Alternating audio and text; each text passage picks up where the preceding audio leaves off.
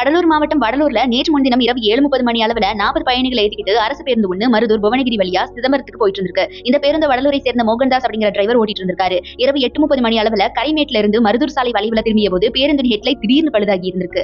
அடுத்த சில வினாடிகள்லயே பேருந்துல இருந்த லைட்டுகளும் சரியா இயங்கலையா. இதையடுத்து அங்கேயே பேருந்தை நிறுத்திய டிரைவர் என்ன பண்றாருன்னா ஹெட்லைட்டை சரி செய்ய முயற்சி பண்ணியிருக்காரு. ஆனா சரி செய்ய முடியல. ஹெட்லைட் பழுது பற்றி பேருந்து டெப்போவிற்கு தகவல் எதுவுமே தெரிவிக்கலையா அவரு.